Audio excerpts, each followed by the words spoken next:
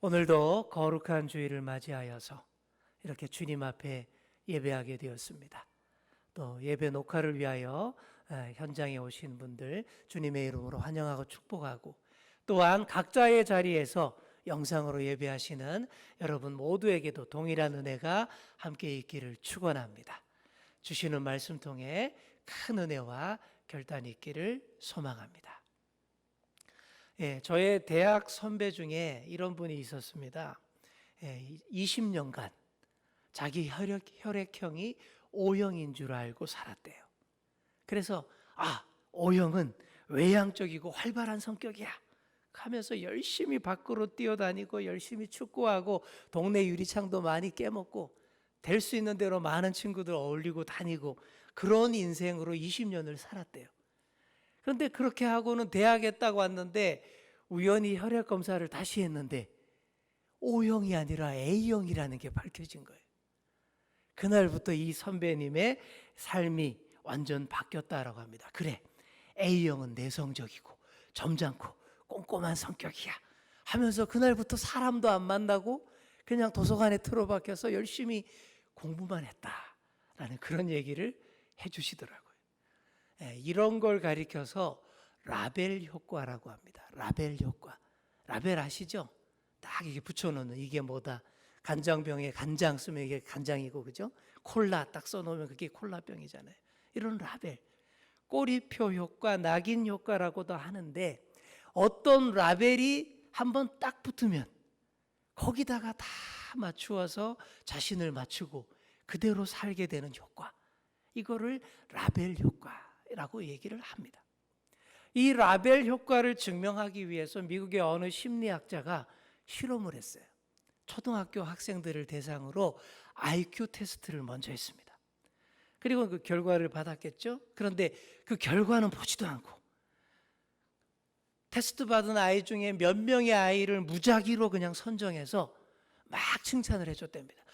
여러분, 이 친구들이 IQ 테스트 결과 아주 머리가 좋은 아이들로 나왔어요 하고는 박수 짝짝짝 치고 그랬습니다. 자, 이렇게 하고는 1년이 지났어요. 1년 전 테스트 받았던 학생들을 다시 다 불러 모아서 또 IQ 테스트를 해봤습니다. 그랬더니 결과가 어떻게 나온지 아십니까? 놀랍게도 1년 전에 아무 근거도 없이 막 칭찬해줬던, 머리 좋다고 해줬던 그 아이들의 IQ가 월등히 높게 나온 거예요. 심지어 어떤 아이는 1년 전보다 20 이상이나 IQ 지수가 올라간 아이도 있었다라고 합니다. 아무 근거 없이 칭찬해주고 머리 좋다라는 라벨을 한번 붙여줬더니 진짜 그렇게 되었다라는 거예요. 그게 나야 하면서 그렇게 살고 열심히 또 노력했다라는 그런 얘기입니다. 이렇게 라벨 효과가 정말 사실이라면 그럼 어떻게 해야 되겠어요? 우리 스스로에게든 또 서로에게든 어떤 라벨을 붙여줘야 하겠습니까? 부정적인 라벨이 아니라 아주 긍정적이고 좋은 라벨들, 그런 꼬리표들을 달아줘야 하지 않겠습니까? 대학 입시에 4번이나 낙방한 학생이 있었어요. 근데 하도 많이 떨어져서 나중에는 떨어졌다라는 말만 들어도 막 노이로제에 걸릴 그런 지경이 됐습니다. 그리고 본인 스스로도 나는 실패자야, 상습 실패자라는 그 라벨을 딱 스스로 붙여놓고는 막 낙담해 있는 거예요. 공부도 잘 안 되는 거예요. 그러다가 시험을 얼마 앞둔 어느 날 책상에서 공부를 하고 있는데 쓰던 볼펜이 굴러서 땅바닥에 딱 떨어진 거예요. 그 순간 그걸 본 옆에 있던 어머니가 이렇게 말했다라고 합니다. 볼펜이 바닥에 딱 붙어버렸네? 이렇게 말했다는 거예요. 이 말에 이 친구가 얼마나 이 감동을 먹었는지 모릅니다. 여러분, 보통 엄마들 같으면 어땠어요? 또 볼펜 떨어졌어. 그 말 들으면서 얘가 뭐라고 생각하겠어요? 그래, 또 떨어지나 봐. 그랬겠죠. 그런데 이 어머니는 그렇게 말하지 않았습니다. 볼펜이 바닥에 붙어버렸네? 이런 어머니의 섬세한 배려와 격려가 그 친구에게 긍정의 라벨이 딱 돼서 딱 붙어버린 거예요. 정말 그걸 가지고 열심히 공부해서 그의 입시에서는 정말 완전히 딱 붙어버린 줄 믿습니다. 사랑하는 성도 여러분, 서로에게 좋은 좋은 라벨들 다 붙여주시기 바랍니다. 나 스스로에게도 좋은 라벨 딱 달아주시고 또 서로에게 남에게도 좋은 라벨 많이 붙여주셔야 합니다. 교우들에게 좋은 라벨 많이 달아드려야 돼요. 아유, 말만 많은 김집사, 게으른 이권사, 밥만 축내는 박권사, 자꾸 이런 라벨 서로 붙여주시면 그 교회는 정말 힘들어집니다. 그게 아니에요. 찬양 잘하는 김집사, 전도 잘하는 박권사, 자꾸 이런 라벨들을 많이 붙여드려야 합니다. 이런 좋은 라벨을 주렁주렁 달고 딱 붙이고 그게 바로 나야, 이렇게 살아갈 때에 아무리 어려운 문제가 닥쳐와도 끄떡없는 줄 믿습니다. 다 이겨내고 넘어갈 수 있어요. 굳게 닫힌 그 장벽의 문도 문제없이 열어젖히고 넘어갈 수가 있습니다. 우리 인생 살아가는데 얼마나 많은 어려움과 장애물들, 장벽들이 나타납니까? 난관들이 있습니까? 살다 보면 정말 그래요. 굳게 닫힌 문들이 딱 나타나는데 그때마다 얼마나 답답한지 모릅니다. 요즘 우리를 가로막는 장벽은 뭡니까? 코로나19라는 정말 고약한 장벽이 우리를 딱 가로막고 문도 안 열어주고 못 나가게 하고 있지 않습니까? 이처럼 우리의 갈 길을 막아서는 장애물, 넘어가야만 할 어려운 시련들을 성경에서는 여러 가지로 표현을 합니다. 홍해 바다가 앞을 가로막았다, 이렇게 얘기도 하고요. 또 거인 장수 골리앗이 나타났다, 이렇게 얘기합니다. 그리고 오늘 본문에서는 어떻게 표현합니까? 여리고 성이 앞을 가로막고 있는 것으로 나타나고 있습니다. 이스라엘 민족이 430년 동안 애굽에서 종살이했어요. 그 지긋지긋한 종살이를 드디어 청산하고 출애굽을 감행했습니다. 40년간의 광야 길을 거쳐서 어떻게 됐습니까? 드디어 가나안 땅을 눈앞에 딱 보게 됐어요. 그런데 그 가나안에 입성하는 데에 들어가는 그 관문에 뭐가 있었습니까? 여리고 성이라는 정말 굳건한 요새가 철동같이 딱 가로막고 있는 거예요. 성문은 굳게 닫혀 있었고 난공불락의 요새예요. 성벽도 높고 두텁습니다. 도무지 빈틈이 보이지 않습니다. 여러분, 이 장벽을 어떻게 극복하고 넘어가야 하겠습니까? 보시면 여리고성이 나타났을 때 사람마다 반응이 다 달라요. 너무 부정적인 분들은 그냥 지레 겁을 먹고 그냥 주저앉아 버립니다. 좀 더 괜찮은 사람은 몇 번 두들겨 보고 시도해 보다가 막 미끄러지고 넘어지고 그러더니 포기하고 다른 데로 가버립니다. 믿음이 없는 세상 사람들은 어떻게 합니까? 믿음이 없는 세상 사람들은 일단 여리고 문 앞에 빈 소주병들이 쫙 깔립니다. 담배꽁초들 쫙 늘 널립니다. 여러분, 술, 담배, 이게 뭐 약간의 위로가 될 수도 있겠죠. 하지만 그거는 회피하고 숨는 길이지 절대 넘어서는 방법은 아닙니다. 그런데도 달리 의지할 데가 없으니까 그러는 거예요. 그냥 거기에 취해서 고래고래 소리 지르고 주사하는 분들 많죠.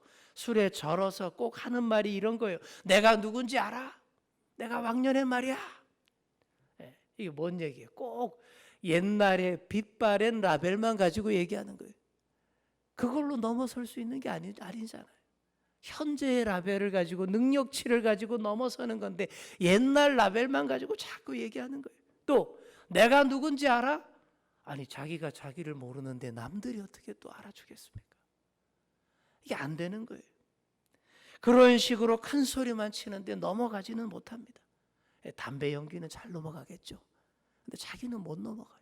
자기는 폐병 걸리고 병 쩔어서 그냥 술과 알코올로 그냥 기운 속에 스르르 사라져 가는 것입니다. 이런 얘기가 있습니다. 미국 어느 지방 기차역에서 실제로 있었던 일이라고 합니다. 어느 지방 기차역에서 일을 하는 일꾼 중에 닉이라는 그런 젊은 분이 있었습니다. 이 사람이 어느 날 퇴근 시간 다 됐을 무렵에 이 냉동 열차칸이 있었나 봐요. 냉동 열차칸에 들어갔다가 밖에서 문이 잠기는 그런 일을 당합니다. 큰일 났다 싶어서 막 눈을 두드리고 막 소리 지르는데 누구 없냐고 얘기하는데 벌써 다 퇴근해버리고 없는 거예요. 이 꼼짝없이 그 안에서 얼어 죽을 그런 상황에 처한 것입니다. 그때 네게 어떻게 하냐 하면 주저앉아서 이런 생각을 합니다. 나의 이 처절한 최후의 순간을 기록으로 남겨서 만민에게 나의 죽음을 알리리라. 이런 결심을 한 겁니다. 그리고는 박스를 뜯어가지고는 시간대별로 자신의 고통을 적어나가기 시작합니다. 처음에는 너무 춥다, 이빨이 딱딱 마주친다, 몇 시 몇 분 이렇게 씁니다. 잘못된 선택을 한 거예요. 차라리 그럴 시간에 막 뜀뛰기를 하고 제자리 뛰기를 하고 팔굽혀펴기 하고 운동을 했더라면, 체온을 높여서 이게 오히려 더 희망을 가지고 유지할 수 있는, 생명을 지킬 수도 있는 그런 상황이었는데 그냥 이런 선택을 한 거예요. 그냥 주저앉아서 적는 겁니다. 나중에는 이렇게 적습니다. 지금 내 폐가 얼어붙고 있다. 사랑하는 여보, 정말 사랑했다. 미안해요. 구구절절히 다 적어놓고는 결국 목숨을 잃고 말았습니다. 얼어 죽고 만 거죠. 다음날 아침에 그 회사 동료들이 냉동 열차 문을 열었을 때에 닉의 시체와 그의 기록물들을 발견합니다. 그 기록을 발견하고는 읽어보고는 동료들이 아주 안타까워했다고 합니다. 왜냐하면요, 전날 밤에는 그 냉동 열차 칸에 전원을 켜지 않았다라는 거예요. 안 켜놨어요. 그래서 실내 온도가 한 10도 정도로 얼마든지 견딜 수 있는 그런 온도였다라는 거예요. 그런데 절망이 사람을 이렇게 죽인다라는 거예요. 좌절이, 낭망이 이렇게 사람을 죽게 만든다라는 그런 얘기입니다. 소망 없는 부정적인 사고로는 절대 여리고를 넘을 수 없다라는 것이 분명해졌습니다. 자, 그렇다면 여리고 앞에서 우리가 어떻게 해야겠습니까? 홍해바다 앞에서, 또 골리앗 앞에서 여러분은 어떻게 하시겠습니까? 오늘 본문에 보시면 여리고 앞에서 어떻게 해야 정복할 수 있는지가 잘 나와 있어요. 보시면 여리고를 공략하는 방식이 아주 독특합니다. 먼저 모든 백성들이 마음가짐, 몸가짐을 바르게 했습니다. 그거부터 했어요. 또 아침 일찍 일어나서 새벽 기도를 다 함께 드렸어요. 스스로를 성결하게 잘 가다듬는 것, 이것부터 했습니다. 그냥 막 나가지 않았어요. 그리고 행렬을 만들어서 나아갑니다. 양각 나팔을 잡은 제사장들이 제일 앞장서서 나팔을 불면서 행진하고, 바로 그 뒤에서는 법궤를 맨 제사장들이 따르고, 또 그 뒤로 또 백성들이 질서정연하게 행진을 하는 거예요. 이런 식으로 여리고성을 한 바퀴씩 돕니다. 엿새 동안 성을 한 바퀴씩만 도는데 보시면 말하는 사람이 하나도 없어요. 하나님이 말 못하게 하셨어요. 나팔 소리만 뿌 하고 들립니다. 그러니까 일반적인 전쟁 방식과 전혀 다른 거예요. 여러분, 일반적인 전쟁에서 어떻습니까? 전쟁에 나가면 상식적으로 소리를 질러야 사기가 올라가요. 그래서 군대 가면 소리 막 지르게 하고 막 군가 막 열심히 부르게 하는 이유가 그래서입니다. 그런데 이스라엘은 철저하게 침묵을 지키며 나아갑니다.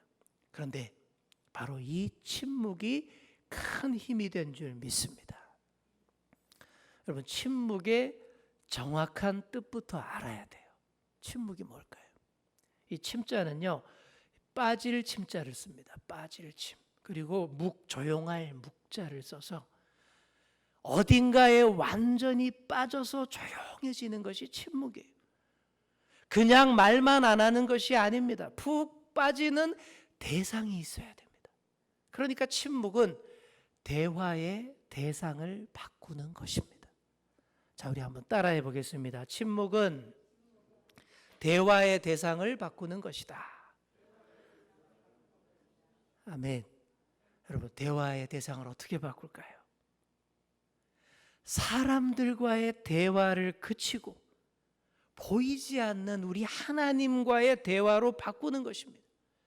보이지 않는 하나님과 깊은 대화로 들어가기 때문에 겉으로 보기에는 말하지 않는 것처럼 보이지만 그 속으로는 깊은, 오히려 더 깊은 대화가 이루어지고 있는 겁니다. 이게 바로 침묵이에요. 이게 진짜 침묵입니다. 만약 여리고 성을 막 돌면서 아우 자유롭게 말해도 돼 이랬더라면 이게 정말 가관이었을 거예요. 이게 돛대기 시장도 아니었을 거예요. 안 그래도 말 많은 그 이스라엘 족속들인데 말해도 된다 그랬으면 온갖 불평불만 다 늘어났을 겁니다. 야야 지금 우리가 뭐 하는 거냐? 이 성만 돌면 성문이 열린대? 야 이거 미친 짓 아니야? 갑자기 공격하면 어떡해? 막 그러고 난리도 아니었을 거예요. 그러나 우리 하나님은 작정을 하셨습니다. 어떤 작정하셨냐 하면요, 말 많고 원망 잘하는 불평불만 많은 이스라엘 족속들이 입을 다물기 전까지는 절대 역사하지 않을 것이다 라는 작정을 우리 하나님이 하신 거예요. 성도 여러분, 우리가 입을 다물어야 하나님이 역사하십니다.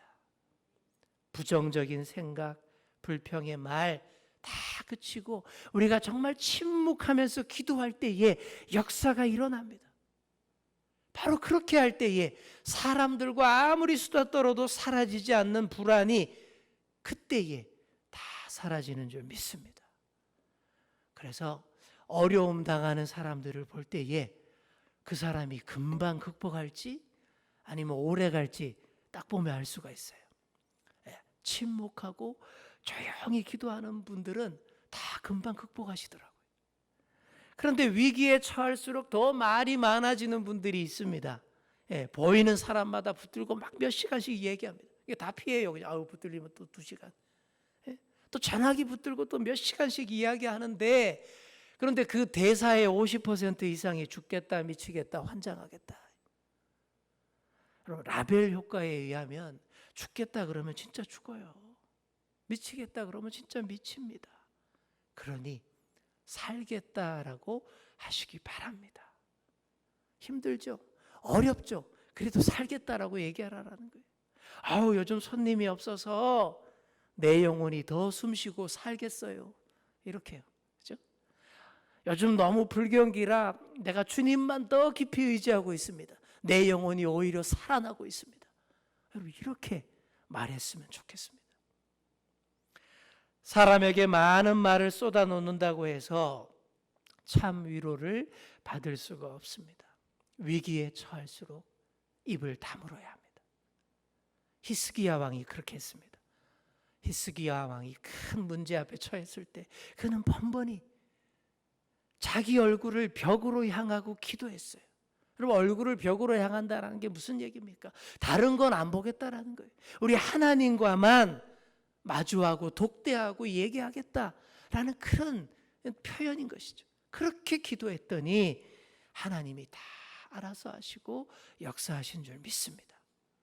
이스라엘 백성들이 그렇게 했어요. 여리고 앞에서 이런 침묵과 함께 나아갔습니다.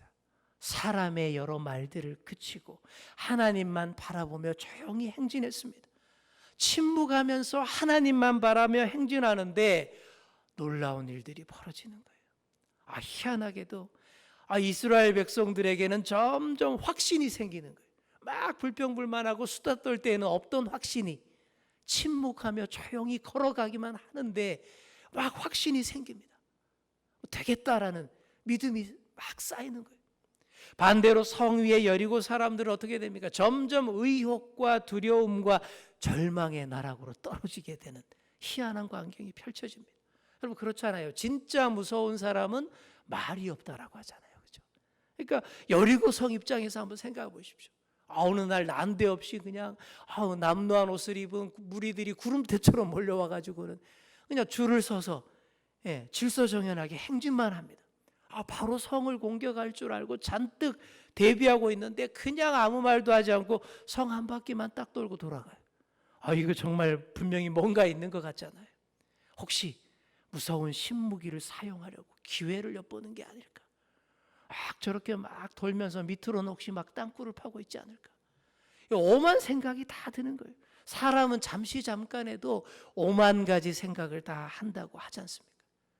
이렇게 여리고 사람들이 스스로의 생각에 치이면서 스스로 무너져 가고 있었던 거예요.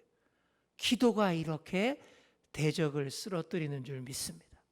차근차근 이 일을 이루어가는 것이 침묵의 기도의 힘인 것이죠. 그러다 드디어 7째 날이 됐습니다. 그날은 성을 매우 빠르게 역동적으로 돌았습니다. 왜요? 그날은 7바퀴 돌아야 되니까. 그래서 총 여리고 성을 돈 바퀴가 몇 바퀴죠? 퀴즈? 예. 아니 6일 동안 하루에 한 바퀴씩 돌았고 7째 날에 7바퀴 돌았어요. 그렇죠. 답이 나오죠. 예, 좀 알아두시면 좋습니다. 그렇게 돌았어요. 그렇게 힘차게 돌더니 멈춰서서 나팔을 붑니다. 일제히 소리를 함성을 질렀습니다. 그랬더니 그 견고했던 여리고 성이 일거에 와르르 무너져 내린 줄 믿습니다. 여러분, 이게 여리고 공략법입니다.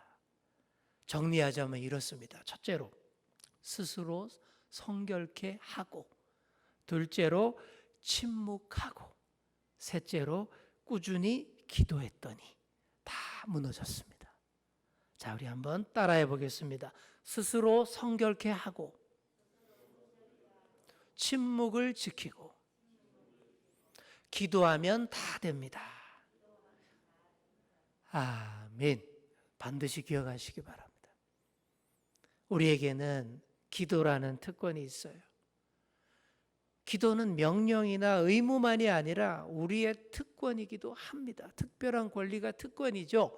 권리는 찾아 먹어야 제맛입니다. 권리는 썩히면 안 돼요.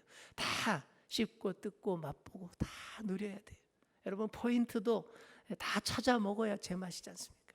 바로 그런 거예요. 불신자들은 이런 특권이 없기 때문에 어쩔 줄 몰라 하는 거예요. 그래서 여리고성 앞에서 담배 연기만 올려보내는 거예요.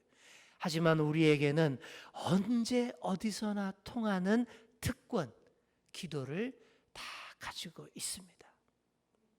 누가 이런 비유를 해놨더군요. 기도가 휴대폰보다 더 좋은 3가지 이유.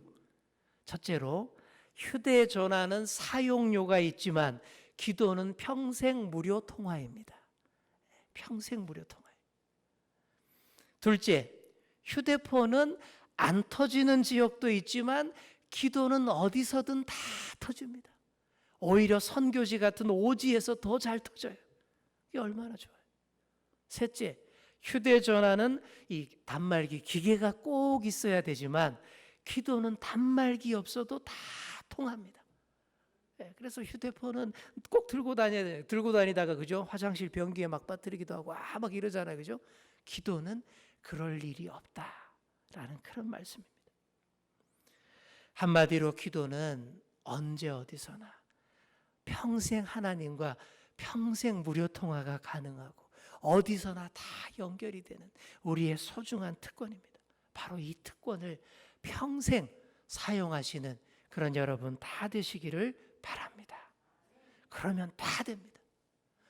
여리고가 높고 견고하고 그 문이 굳게만 닫혀 있습니까? 아닙니다. 성을 계속 돌면서 여러분 기도해 보십시오. 오늘 본문 말씀처럼 돌면서 기도해 보십시오. 그렇게 돌면서 여리고 해 보십시오. 여리고가 열리고 열리고가 됩니다. 열립니다. 거인 골리앗이 여러분을 딱 가로막고 있습니까? 골리앗은요, 하나님 백성을 함부로 놀리며 골리다가 돌에 맞아서 앗하고 죽은 것이 골리앗입니다. 별것도 아닙니다. 우리를 골리다가 앗하고 죽을 존재밖에 안 돼요.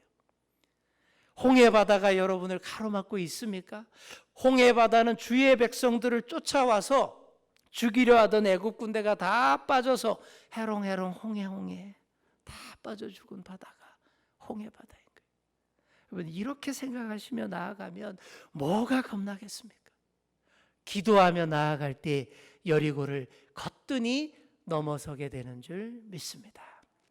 그리고 여리고성을 딱 넘어서면 어떻게 해야 될까요?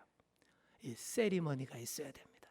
여러분, 축구 선수들 보면 골 멋있게 탁 넣으면 무릎으로 싹 미끄러지고 막 아주 멋진 세리머니 하지 않습니까? 이게 스포츠 스타처럼 승리자가 됐을 때 멋진 세리머니가 있어야 돼요. 우리의 세리머니는 단 하나입니다.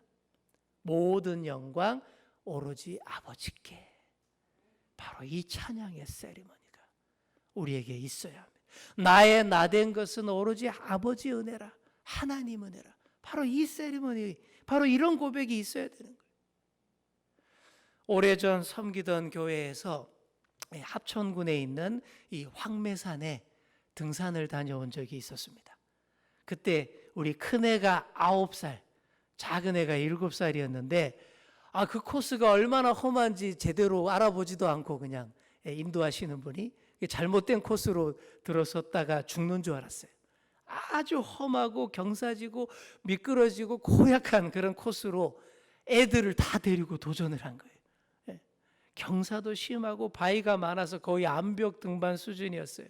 근데 큰애는 그래도 좀 이렇게 잘 가니까 엄마 손잡고 갔는데 7살짜리 비실비실한 작은 애를 제가 데리고 산을 넘는데 붙잡고 밀고 당기고 진짜 험한 코스에서는 애를 안고 산을 넘는데 얼마나 힘이 들었는지 몰라요. 제 한 몸이면 그래도 좀 이렇게 해볼 만한데 정말 생명의 위협을 느낄 정도로 두려운 등산을 한 적이 있었어요. 3시간 넘게 사투를 벌인 끝에 산을 다 넘어서 성도님들이 기다리던 목적지에 딱 가니까 많은 성도님들이 다 하나같이 우리 아이를 칭찬하는 거예요. 야 어린 네가 어떻게 이렇게 험한 산을 넘어왔느냐, 막 다 칭찬하는 거예요. 근데 그때마다 저는 속으로 지가 넘었나? 내가 넘겼지? 그러고 있었어요. 근데 그렇게 어른들이 어떻게 넘었냐 막 칭찬하고 대견해할 때마다 7살 작은 애는 이렇게만 대답을 했습니다. 아빠가 도와주셨어요. 아빠가 다 잡아주셨어요. 막 그렇게 대답하는 거예요. 다른 말 안 하고 그렇게만 말하니까 얼마나 이쁜지 몰라요. 오로지 아빠의 은혜라잖아요. 그죠? 나의 나된 것은, 내가 이 험한 산의 정복자가 될 수 있었던 것은 오로지 아버지의 은혜입니다. 이렇게 얘기하지 않습니까? 그러니까 얼마나 귀하고, 이런 자녀를 어떤 아버지가 귀하게 여기지 않겠습니까? 이처럼 여리고를 당당하게 넘으시고 바로 이런 세리머니 하시기 바랍니다. 나의 나된 것은 오로지 아버지의 은혜라 찬양하시기 바랍니다. 이런 세리머니가 계속 있어야 우리 하나님도 재미있어서 그거 보는 재미로 계속 승리하게 해주십니다. 이번엔 어떻게 하나? 그죠? 그런 거예요. 여리고도 골리앗도 홍해바다도 다 신나게 넘어가게 하십니다. 코로나19도 문제없이 완벽하게 넘어서게 해주실 줄 믿습니다.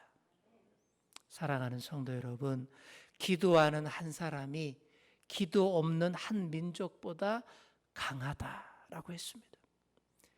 믿음 없는 다수보다 진정한 믿음을 가진 소수가 더 강력하다라고 했습니다.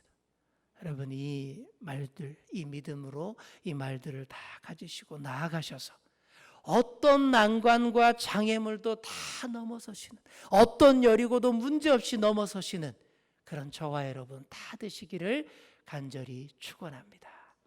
기도하겠습니다. 하나님 아버지, 감사드립니다. 오늘도 비대면 예배를 통하여서 우리 아버지 하나님께 예배합니다. 아버지께서 주시는 말씀을 가슴에 새깁니다. 주님, 말씀 붙잡고 승리하는 우리의 삶이 되게 하여 주시옵소서. 패배자의 낙인, 부정적인 라벨을 스스로에게 붙이지 않게 하시고 승리자의 라벨과 긍정적인 라벨을 우리에게 스스로에게 달아주며 또 서로에게 붙여주며 격려하며 스스로를 성결하게 하고 침묵으로 기도하며 그리하여 견고한 성 여리고를 능히 이겨서 넘어설 수 있는 우리 모두가 다 될 수 있게 하여 주시옵소서. 우리 주연교회가 그런 교회 되기를 원합니다. 주연교회 성도님들이 다 그런 성도님들 되기를 원합니다. 어떤 장벽도 여리고도 넘어서서 최후의 승리자가 되어 하나님을 찬양하고 서로를 격려하는 우리 모두가 되게 하여 주옵소서. 감사드리며 예수님의 이름으로 기도하옵나이다. 아멘. 다 함께 찬송가 347장 찬송하시면서 예물 봉헌하시겠습니다. 약간 빠르게 하시겠습니다. 허락하신 새 땅에 허락하신 새 땅에 들어가려면 마음의 준비 다하여 힘써 일하세. 여호수아 본받아 앞으로 가세. 우리 거할 처소는 주님 품일세. 시험 환난 당해도 낙심 말고서 맘의 걱정 버리고 힘써 일하세. 여호수아 본받아 앞으로 가세. 우리 거할 처소는 주님 품일세. 앞서 가신 예수님 바라보면서 모두 마음을 합하여 힘써 일하세. 여호수아 본받아 앞으로 가세. 우리 거할 처소는 주님 품일세. 일할 곳이 아직도 많이 있는데 담대하게 나가서 힘써 일하세. 여호수아 본받아 앞으로 가세. 우리 거할 처소는 주님 품일세. 드린 예물 위해서 봉헌기도 드리겠습니다. 하나님 아버지, 민족의 명절 추석을 잘 보내게 해주시고 또 이 시간 주일을 맞이하여 온라인으로 예배하며 또 귀한 예물 드립니다. 정성을 담아 드리오니 주님께서 기쁘게 흠양하여 주시고 이 예물이 주님의 나라와 교회를 위해 아름답게 잘 쓰여지게 하여 주옵소서. 드린 손길들마다 복의 복을 더하셔서 그의 삶을 풍성케 하여 주시고 가정과 자녀와 하는 모든 일들 가운데 주님께서 한결같이 지켜 보호하여 주시옵소서. 완연한 가을 날씨 가운데 있습니다. 하지만 이 가을 날씨 정치 가운데 마음껏 즐기지 못하고 현실은 여전히 어렵고 어둡습니다. 하지만 소망과 희망을 노래하며 회복을 노래하는 저희들 되게 하여 주시고 주님의 은혜를 놓지 않도록 도와주시옵소서. 긍정적인 사고방식으로 주님께 더 감사하는 마음으로 새롭게 전혀 새로운 방향으로 회복시켜 주실 그 날을 기약하며 더 찬양하고 기도하는 저희들 되게 하여 주시옵소서. 우리 교회가 어려운 환경 가운데에서도 든든히 서갈 수 있도록 도와주시고 서로가 서로에게 힘이 되어주고 협력하고 온전히 헌신하고 섬기는 우리 교우들로 가득한 우리 교회가 되게 하여 주옵소서. 감사드리오며 우리 주 예수 그리스도의 이름으로 기도하옵나이다. 아멘.